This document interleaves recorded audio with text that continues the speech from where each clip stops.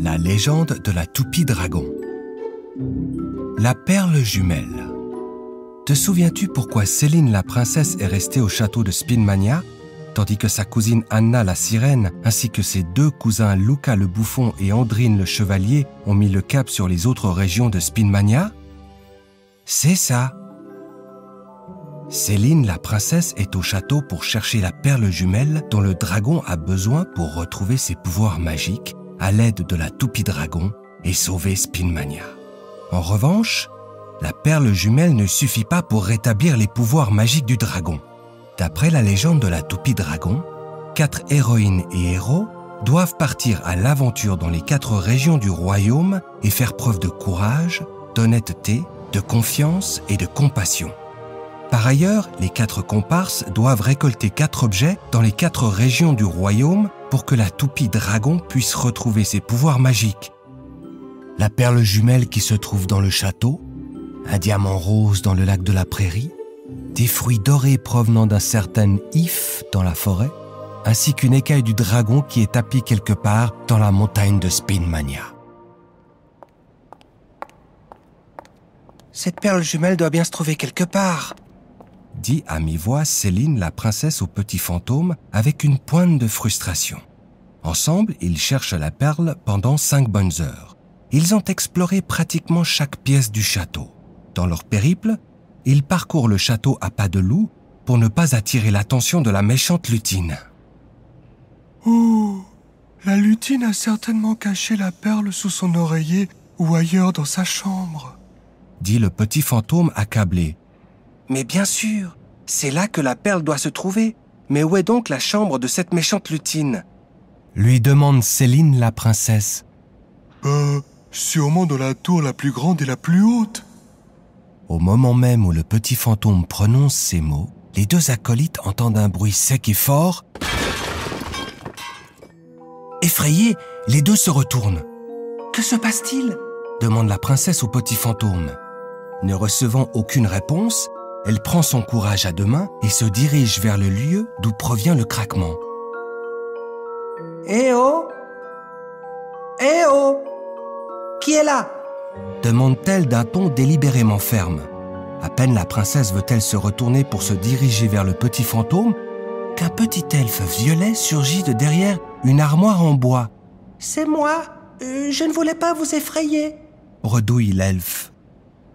Le petit fantôme salue son vieil ami. « Salut, elfe. Pourquoi rôdes-tu derrière nous ?» Légèrement embarrassé, l'elfe répond.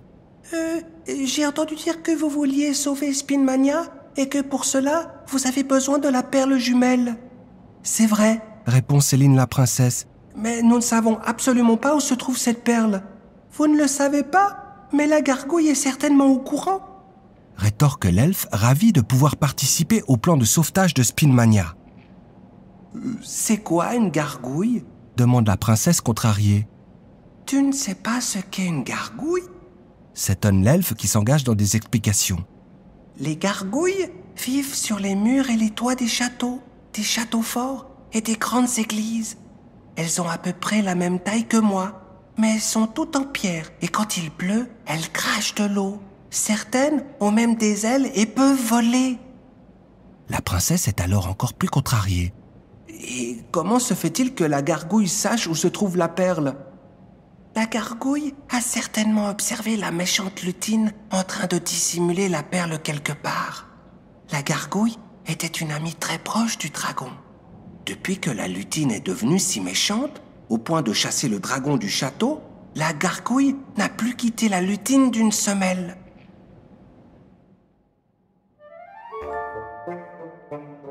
Ensemble, Céline la princesse, le petit fantôme et l'elfe violet se mettent silencieusement en route, traversant la grande entrée du château pour se rendre à l'étage supérieur du château et franchir la porte menant au balcon. Ils espèrent y rencontrer la gargouille. « Gargouille, es-tu quelque part dans les environs ?» appelle l'elfe violet à voix basse. Aucune réponse de la gargouille. Sur ce, l'elfe réitère son appel, en élevant la voix cette fois-ci. « Gargouille, es-tu là ?» Et soudain, surgit de nulle part, La gargouille se tient près d'eux. Ne criez pas aussi fort, sinon la lutine va vous entendre, avertit la gargouille.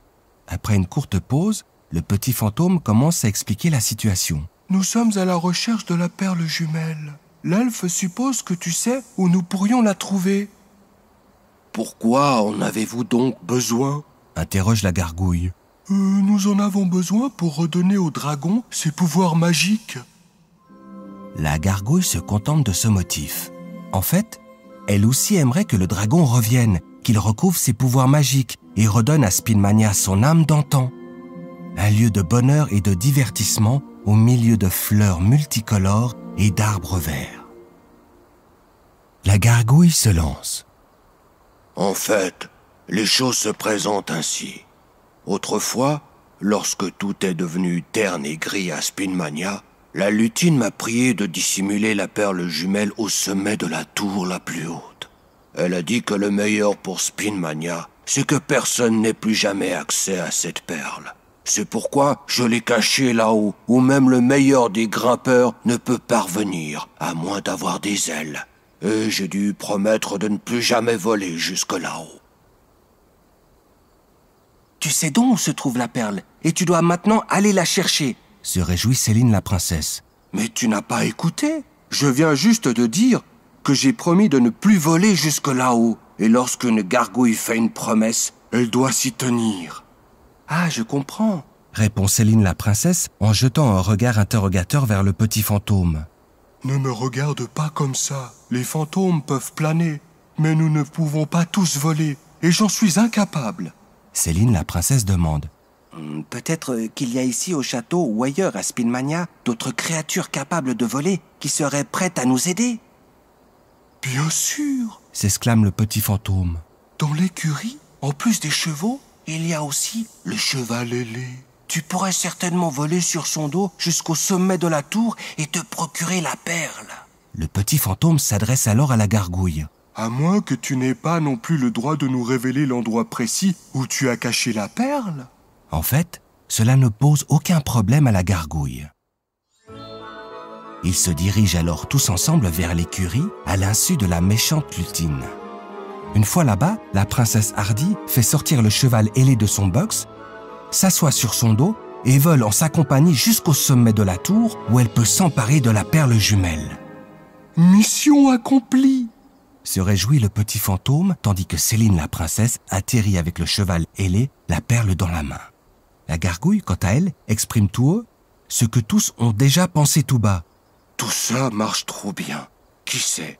La méchante lutine nous observe peut-être depuis longtemps et manigance quelque chose. Saisie d'un pressentiment étrange, Céline la princesse, le petit fantôme, l'elfe violet et la gargouille ramènent le cheval ailé dans son box, puis se dirigent ensemble vers la cour du château. C'est le lieu de retrouvailles des 4 comparses après leurs aventures. Anna la sirène émerge de la fontaine du château, le diamant rose à la main. Guiret, Luca le bouffon, franchit le portail du château en sifflant, les fruits de l'if dans la poche. Andrine, le chevalier, arrive sur le dos du dragon. Battant des ailes avec élégance, le dragon atterrit dans la cour du château, le chevalier sur son dos. Les 4 cousines et cousins sont vraiment ravis de se revoir, tout comme le petit fantôme. « Nous avons réussi !» s'écrie Andrine le chevalier en descendant du dragon. Anna la sirène, Luca le bouffon et Céline la princesse ont vu et parlé avec des personnages imaginaires fantastiques au gré de leurs aventures. Mais la vue d'un dragon en chair et en os les fascine, et ils ne parviennent pas à le lâcher des yeux. « C'est tellement beau de te revoir !» dit le petit fantôme au dragon. Le regard plein de tendresse, le dragon contemple ses vieux amis, le petit fantôme, la gargouille et l'elfe violet. Il s'adresse ensuite au petit fantôme. « Tu avais raison.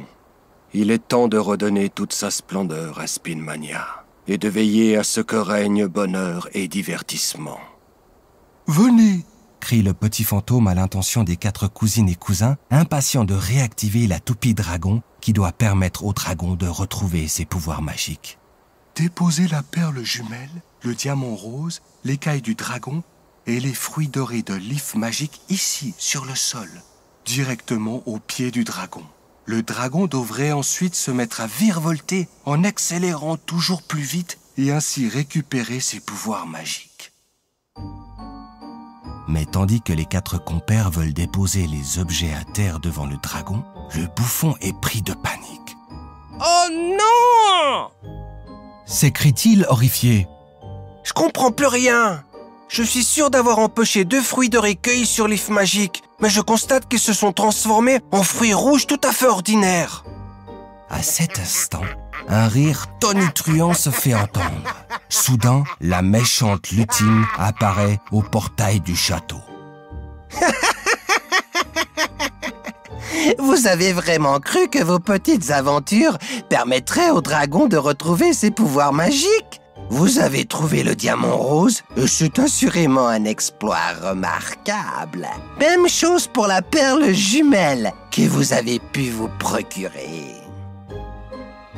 En tenant ces propos, la méchante lutine jette un regard sévère à la gargouille et ajoute « L'écaille du dragon n'était sûrement pas si difficile à obtenir, mais c'est une toute autre histoire pour les fruits dorés de l'if magique. Nul ne peut dérober les fruits dorés de la forêt. Une fois sortis de la forêt, ils se transforment en fruits d'if tout à fait ordinaires. » Et la méchante lutine recommence à rire à gorge déployée. « Oh non !»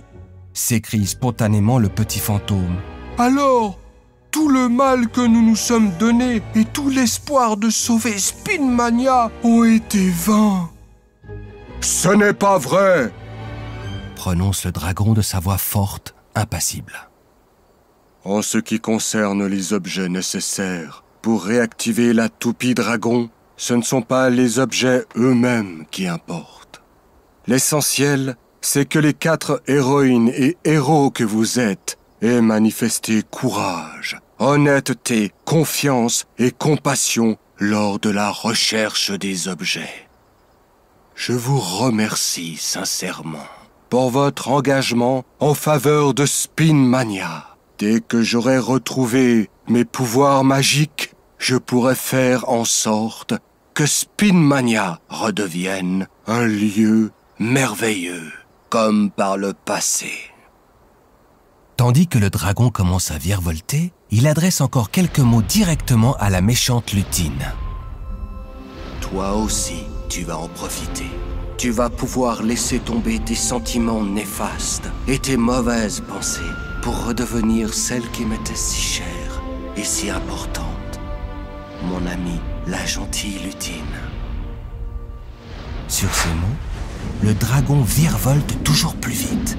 Les fruits rouges de l'if retrouvent leur couleur dorée en un clin d'œil pour immédiatement se désintégrer, de même que le diamant rose et la perle jumelle ainsi que l'écaille du dragon et prendre la forme d'une poudre scintillante et brillante.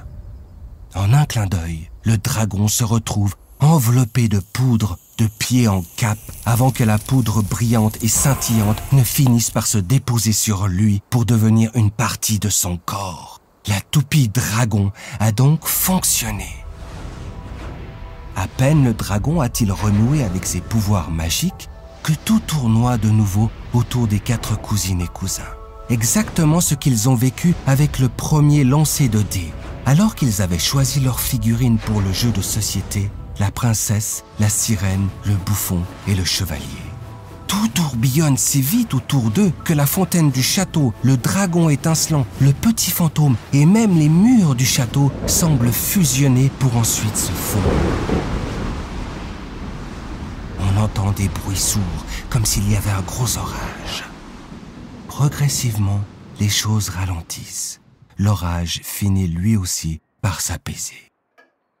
Le calme de retour, les 4 comparses remarquent qu'ils ne sont plus dans la cour du château. Ils se retrouvent de nouveau dans la salle de jeu de la maison de leurs grands-parents. Complètement sonnés, les 4 cousins ont les yeux rivés sur le jeu de société devant eux. « Nous avons retrouvé nos personnalités !» se réjouit Anna, qui n'est plus une sirène. « Ce jeu d'aventure est vraiment génial !» déclare Andrine, qui est redevenu entièrement lui-même et non plus un personnage en bois. Encore tout étourdis par leur aventure, les 4 comparses entendent leurs parents les appeler. Descendez, il y a encore pas mal de travail pour vous ici. Esquissant un sourire, les 4 cousins se regardent. Andrine dit tout haut ce que tous pensent tout bas. Allez, on refait une partie de Spinmania.